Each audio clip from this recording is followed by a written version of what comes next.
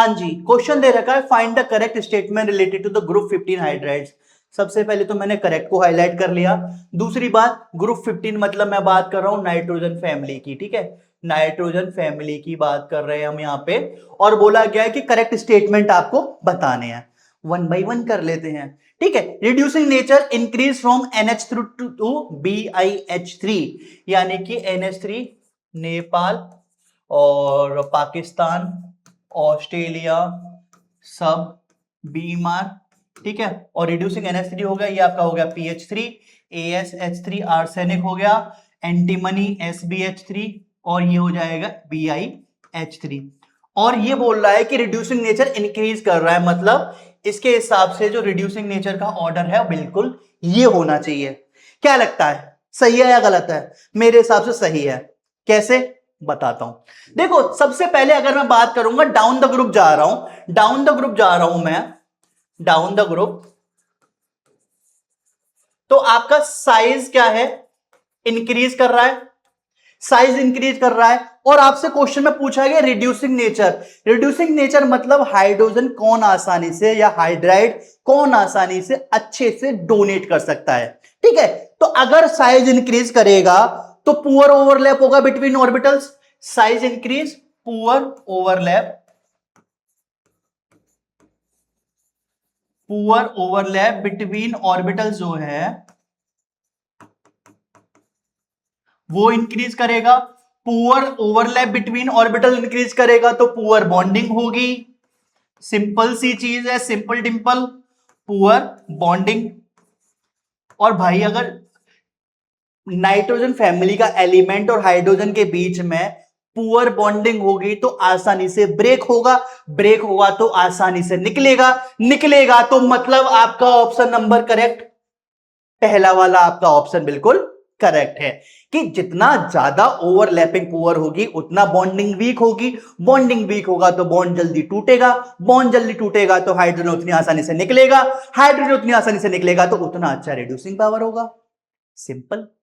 दूसरे पे आ जाते हैं, tendency to donate, tendency to donate lone pair of the electron decrease from NH3 to BiH3। Same, NH3 PH3 ASH3 और SbH3, और ये है आपका BiH3। अब कह रहा है टेंडेंसी टू डोनेट क्या है, डिक्रीज कर रही है, इसका मतलब क्वेश्चन के अकॉर्डिंग आपका ऑर्डर ये होना चाहिए। देखो, अगर डोनेटिंग लोन पेयर्स की बात हो रही है, डोनेटिंग लोन पेयर्स की बात हो रही है तो वो बात हो रही है आपकी लुईस बेसिसिटी की, ठीक है। किसकी बात हो रही है? लुईस बेसिसिटी की, लुईस बेसिसिटी की। लुईस बेसिसिटी मतलब कौन आसानी से डोनेट कर सकता है अपने लोन पेयर। ऑब्वियसली अगर मैं बात करूं डाउन द ग्रुप, सेम है, डाउन द ग्रुप आपका साइज क्या करेगा, साइज आपका इंक्रीज करेगा। डाउन द ग्रुप क्या करेगा, आपका साइज इंक्रीज करेगा, नॉर्मल ट्रेंड है।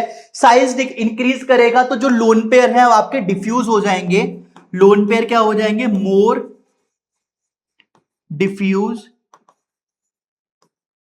और अगर लोन पेयर आपके डिफ्यूज हो जाएंगे तो डोनेशन के लिए अवेलेबिलिटी कम हो जाएगी, तो मैं बोल सकता हूं लेस अवेलेबिलिटी,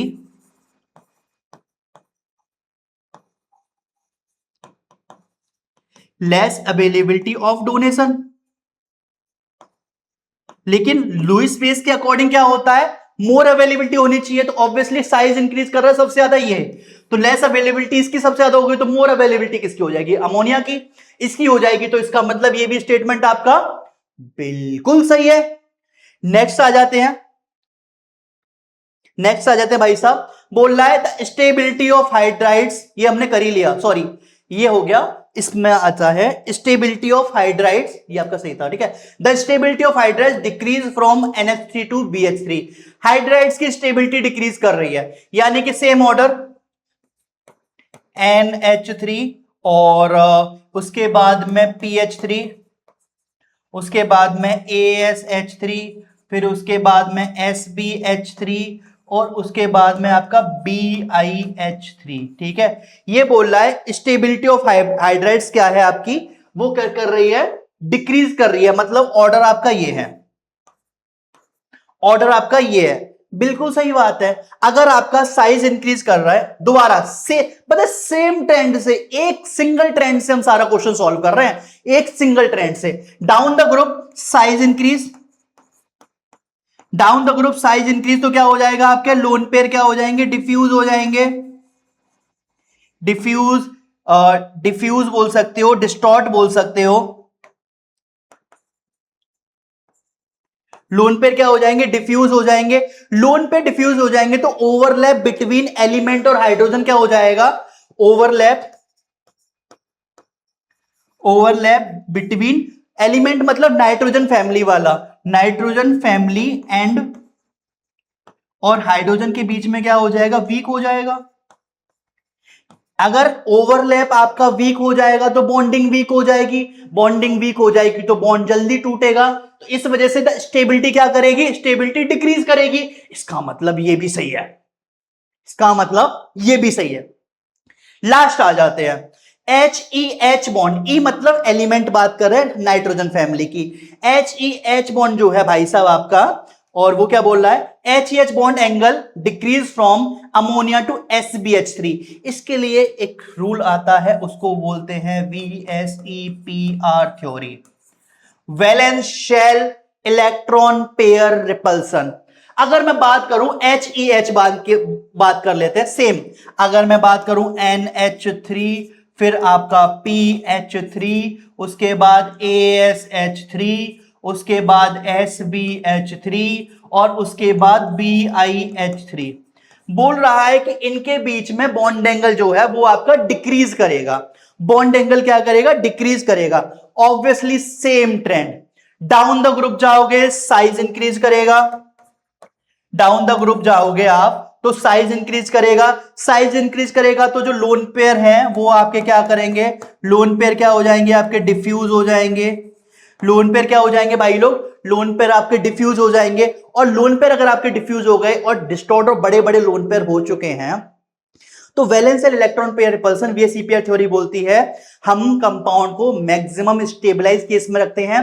और रिपल्सन सबसे ज्यादा किसमें होता है, सबसे ज्यादा होता है आपका लोन पेयर, लोन पेयर में, उसके बाद होता है लोन पेयर और बॉन्ड पेयर में, और उसके बाद होता है बॉन्ड पेयर लोन पेयर में, sorry bond pair bond pair में।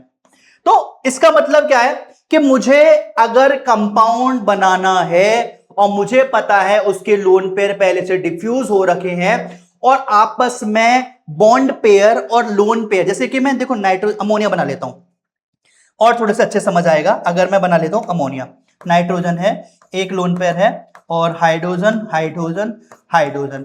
मुझे अगर बॉन्ड पेयर, ये बॉन्ड पेयर है, ये सॉरी ये लोन पेयर है, ये बॉन्ड पेयर है, इसका रिपल्सन अगर मुझे कम करना पड़ेगा तो बॉन्ड पेयर रिपल्सन को क्या करना पड़ेगा, इसको इंक्रीज करना पड़ेगा, या फिर मुझे एक को स्टेबल करने के लिए दूसरे को अनस्टेबल करना पड़ेगा। यही कंपाउंड बोलता है कि अगर मुझे BiH3 के बॉन्ड पेयर को अगर मैं उसे लेस कर दूंगा, बॉन्ड पेयर को लेस कर दूंगा, तो उनके लोन पेयर के बीच में या lone pair bond pair repulsion जो है वो गैप ज्यादा आ जाएगा और रिपल्सन हो जाएगा कम। इसी वजह से जो अवेलेबिलिटी होगी वो आपकी क्या हो जाएगी, लोन पेयर की लेस होती है। अब देखो अगर अवेलेबिलिटी लेस होगी तो जो हाइड्रोजन हाइड्रोजन के बीच में जो गैप है वो आपका क्या करेगा, डिक्रीज करेगा। इस वजह से क्या हो जाएगा, आपका बॉन्ड एंगल का ऑर्डर हो जाएगा कुछ ऐसा। और इसी वजह से ये जो आपका चौथा स्टेटमेंट है ये भी आपका बिल्कुल सही है। तो आंसर क्या हो जाएगा, A B C and D, आपके चारों के चारों स्टेटमेंट सही थे।